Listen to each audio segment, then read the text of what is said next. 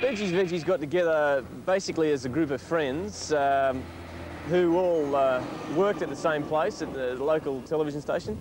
And we got together jamming in garages and drinking and doing stuff like that. Hence the second part of the name, Svegies Veggies, came a lot from how we were feeling at the time. I hope some of the audience was offended by some of the early Svegies Veggies gigs because they were fairly rough. The music was extremely rough.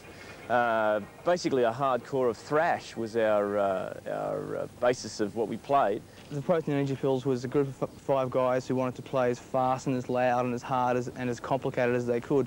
We figured the more notes per bar, the better the player you are.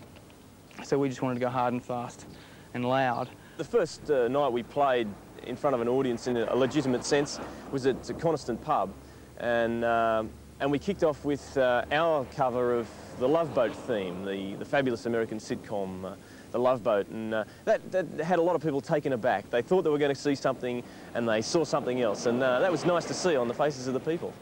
And also bag some of the local things that give us the shits, like the steelworks behind us here, and so yeah, I think we offended a few people and have kicked a few sacred cows, which is good.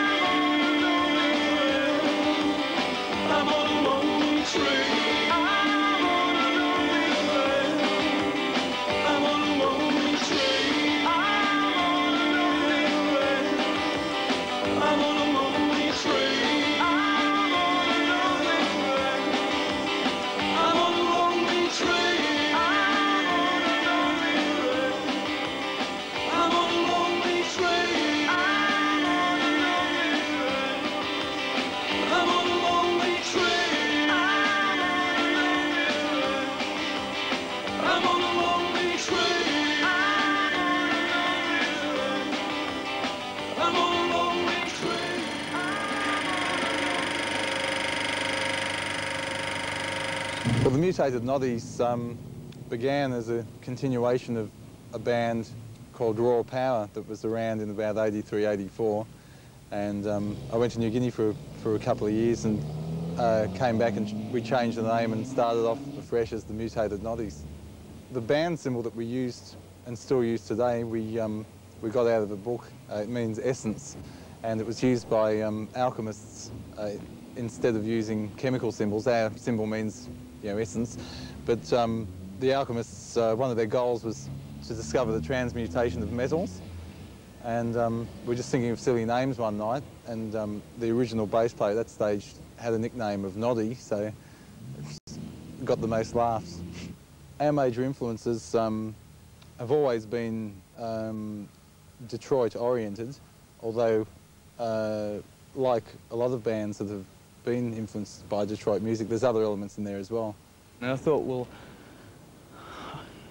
was it just that me and my family and my friends were into that Detroit stuff, or was it deeper than that? Then I think about what was going on in Detroit being a very industrial place, and Wollongong being a very industrial place, and something about how that hard-driving guitar music, it's almost industrial noise. And I think the more I think about that, I think it's more than just a coincidence. Certainly geographically, I mean, the layout of the place has got, you know, like industry and surf and all this, so it's got some good ingredients for all that type of music. I think this music has always had a really loyal following due to the fact that its main exponents, the guys that really started it, were real, you know, like Iggy and the Stooges and the MC5. You know, those guys have kept more or less working in those confines for so many years, and you know, like the lyrical content has a lot of realism in it. It's not all just mega parties, millions of groupies, and you know, long dreadlock wigs and stuff. It's you know, like all these heavy metal bands and stuff. I think it's generally the subject matter is very very credible. Well,